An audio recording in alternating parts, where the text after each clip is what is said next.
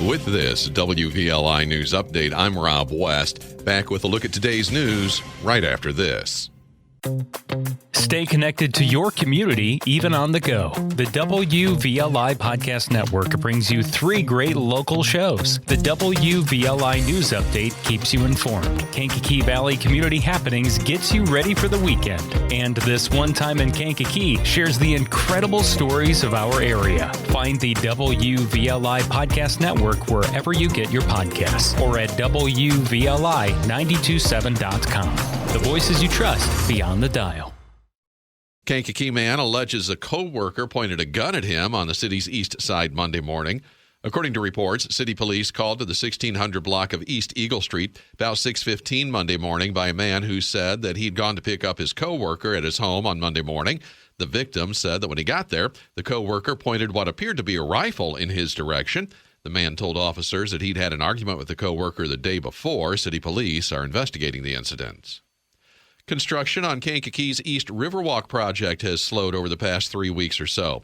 Kankakee City Engineer Neil Piggish explained at Monday night's Kankakee City Council meeting that more soil testing needed to be done before they could move forward with the project. We dug some test pits to evaluate the soil where the walls actually are going to be at and to basically do a little more enhanced design at that location to really evaluate the soil and the water levels as they fluctuate and what that effect will have on the retaining walls, and do the appropriate design to make sure those are solid. So Piggish says that they hope to resume work on the East Riverwalk sometime this week or next week, depending on the weather. Communities across the country are taking part in a simultaneous reading of the Declaration of Independence today. Mark Mayfield has the details. The nationwide effort in honor of America's 250th anniversary will span 9,500 miles and 9 time zones to mark the day that the document was first read aloud, July the 8th of 1776. Readings are expected to take place in over 700 participating communities, representing all 50 states and 5 U.S. territories.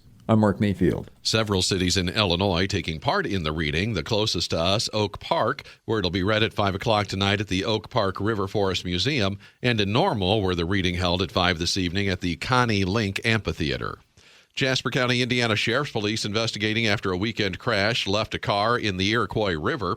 In a Facebook post, Jasper County deputies say it was about 1:15 Sunday afternoon. They were called to a rural intersection where a car driven by Nicole Conley of Rensselaer reportedly went off the road down an embankment and into the river. Conley able to get out of the car before ambulance crews arrived. She did complain of back pain. Cause of the crash is under investigation. Kankakee City Council took its first steps toward adopting a 2026-27 budget. Mayor Chris Curtis said the surplus is smaller this year because of repairs that needed to be made to city buildings and vehicles that sustained damage from the March storms. I expect our revenues to be much higher than we're projecting, but this is a guardrail, and I'm just trying to be very conservative, very safe. I'm not concerned about a $527 surplus. I'm more worried about a balanced budget, and ultimately I think when it's all said and done, we'll have a surplus like we typically have of north of 6 figures. Mayor Curtis added that the city currently has $8.5 million in reserves in case of an emergency. The second reading and potential passing of the city's annual budget will take place at the next meeting on Monday, July 20th. Mega Millions jackpot continues to grow, with no one having matched last night's winning numbers. That means the top prize for Friday's Mega Millions drawing at least $604 million. No one's won the Mega Millions jackpot since St. Patrick's Day.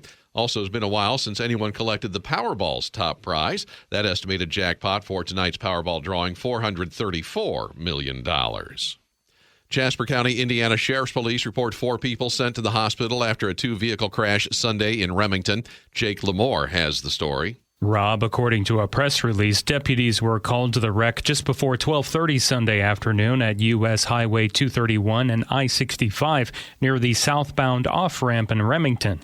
21-year-old Jawad Khan of Volo, Illinois, was driving a 2009 Toyota Sienna minivan along with 2 passengers when he failed to stop at a stop sign coming off of I-65 onto U.S. Highway 231. Khan's minivan collided with the driver's side of a 2014 Ford F-150 driven by 62-year-old Denny Taylor of Remington, along with his 2 dogs. Taylor, Kahn, and his 2 passengers were all sent to the hospital with significant injuries. One person had to be airlifted to a trauma center in Indianapolis. The 2 dogs were released to family members. I'm Jake Clamore. Kankakee County Sheriff's Police looking into a theft from a home on Old Orchard Lane in Aroma Park. With our Crime Stoppers tip of the week, here's Kankakee County Sheriff's Department Chief Deputy Temp Bukowski. A crew claiming to be performing driveway seal coating in the area approached a homeowner and offered to complete work on the property on Thursday, July 2nd. After an agreement was reached and the work was completed, one member of the crew reportedly distracted the homeowner by asking him to look at another area of the property, while the remaining workers were left unattended. After the crew departed, the homeowner discovered that a large amount of cash had been stolen from inside the residence. Investigators believe that the theft occurred while the homeowner was being intentionally distracted. The suspects were described as a small crew traveling in a white or silver crew cab pickup truck equipped with large seal coating tank and pump in the bed of the truck. Still images of the vehicle are available to view on the Kankakee County Sheriff's Office app as well as social media sites.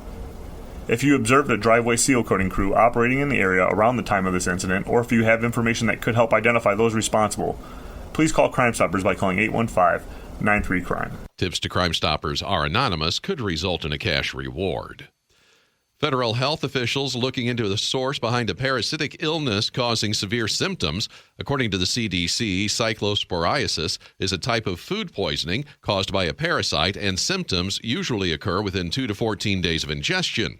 CDC first learned of a large cluster of cyclosporiasis in early May and had recorded only 145 cases across 17 states as of July 1st.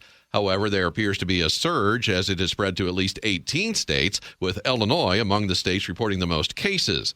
Outbreaks of cyclosporiasis are typically traced back to prepackaged food and fresh produce, but so far the CDC and the FDA have not identified a source for this outbreak. A Rantoul man accused of threatening to injure U.S. military personnel and their families. Kevin Baskus faces 2 counts of making threatening interstate communications. Prosecutors say he made threatening interstate phone calls last week from Rantoul to Fort Bliss, El Paso, Texas. Baskus was arrested July the 1st, remains in custody of the U.S. Marshal Service. Federal Trade Commission reminds you not to fall for thieves posing as utility representatives and threatening to disconnect service if you don't pay right away. Indiana News Now's Terry D. has more. The FTC says real utility companies will not make such a demand, nor will they ask you to pay your bill using wire money services, payment apps, or gift cards. The agency says if you are notified by one of these scammers and you have questions about your bill, contact the utility company directly. I'm Terry D. reporting. Cost of mailing a letter likely to go up next week. Matt Mattinson has more. The USPS will raise the cost of a forever stamp to 82 cents starting Sunday, pending approval by the Postal Regulatory Commission. That's a 4-cent increase. Other services will also see price jumps, including mailing postcards and international letters. The increases come after the USPS warned earlier this year that it could run out of money within a year. I'm Matt Mattinson. In sports, Cubs won yesterday. The Sox and Cards both lost. Cubs opened their series with the Orioles in Baltimore with a 5-2 win Tuesday. Same 2 teams there tonight. White Sox lost their series opener to the Red Sox in Chicago 8-1. Same 2 teams there tonight. St. Louis Cardinals lost both ends of a doubleheader to the Brewers 4-3 and 10-2. The Cards host the Brewers again tonight. Chicago Sky beat the Phoenix Mercury 77-66 last night. The Sky visit the Sparks on Friday. And the World Cup takes today off. Quarterfinals start tomorrow afternoon. France faces Morocco. That is a look at news and sports here on this Wednesday. Have a good rest of your day. Be safe, everybody. I'm Rob West. This one time in Kankakee, the county sheriff was arrested. In November 1961, a historic legal standoff shook the community when sitting Sheriff Carl McNutt was indicted. Discover the facts behind an unprecedented state police intervention and a rare chapter in our local history. Listen to the newest episode of This One Time in Kankakee wherever you get your podcasts or at WVLI927.com.